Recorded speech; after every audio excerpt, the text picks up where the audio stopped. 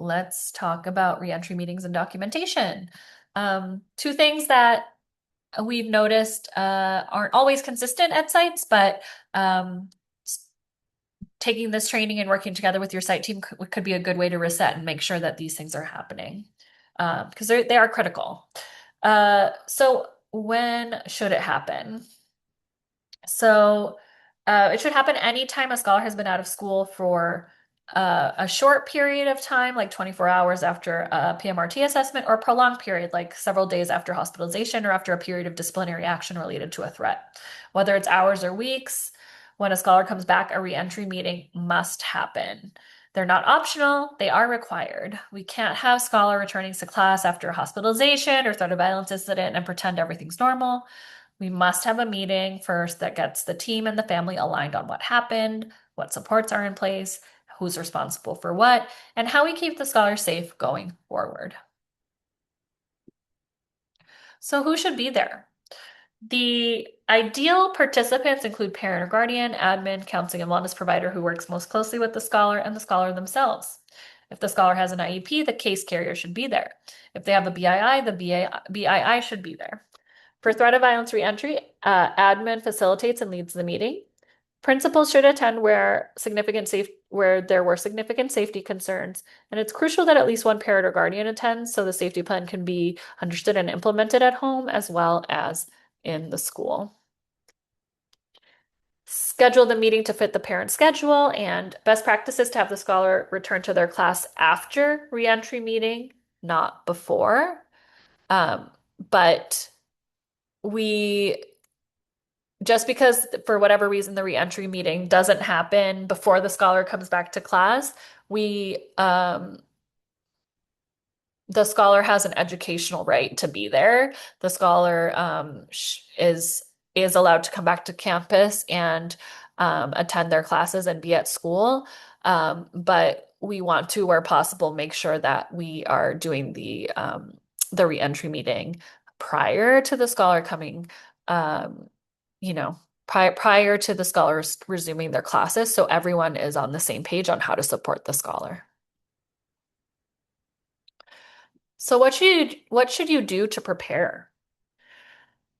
You should block out at least an hour to meet as a school support team. Identify which team member reaches out to participants and clarifies meeting logistic details. Bring any related or completed partially pertinent docs, such as these.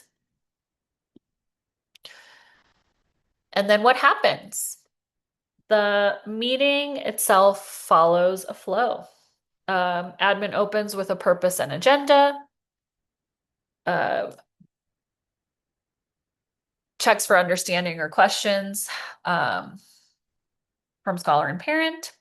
They should review the incident and follow up to date, review key documents and ensure scholar input on supports, pause for questions and clarification, confirm next steps, and see who's responsible. For notifying safe adults, for example, and clarify each person's role in ongoing support, set check-ins or counseling referrals as needed, ensure regular updates to parents on scholars' adjustment, and make sure to close warmly, saying something such as, "Thank you for partnering with us. We're here to support you in creating a safe space for your scholar." I invite you to go to the bit.ly that's on your screen in the video and take a look at the agenda and guidance. You can acquaint yourself with it if you haven't seen it before, or if you need to reacquaint yourself with it, so that you know what it looks like and how to access it in the future. All right, so true or false? Reentry meetings are optional after a scholar is out for a short or prolonged period of time due to hospitalization or disciplinary action, for example. So that's false. Reentry meetings must happen to ensure the team is on the same page for keeping the scholar safe, reintegrating them back to their school routine as seamlessly as possible, and partnering with a parent or guardian to ensure the scholar is connected to resources to support them outside of school and at home. So it is important to consider documentation. So we want to keep an electronic log. That is what is recommended. Work with your team to make sure you have a system in place. Keep paperwork organized electronically and clearly labeled. Scholar file folder should include a copy of the risk or threat assessment documentation form and the supporting documents, any reentry documents, medical clearance, and law enforcement forms, the scholar safety plan, and IBURP, and the incident report if applicable. And in terms of who should be able to access, only need to know information should be shared with staff.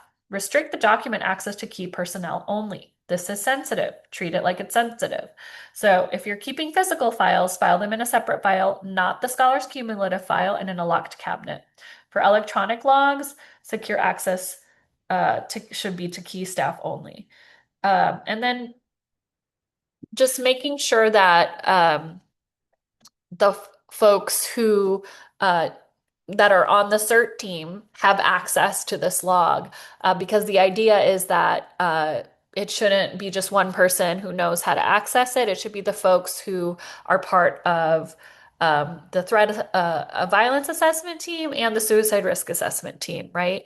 And then your SOMs may also have access to this potentially, and just make sure everyone's discussing and getting clear about confidentiality, that we're not talking about any of these sensitive topics or cases in a public setting, and that we're respecting the scholar's confidentiality.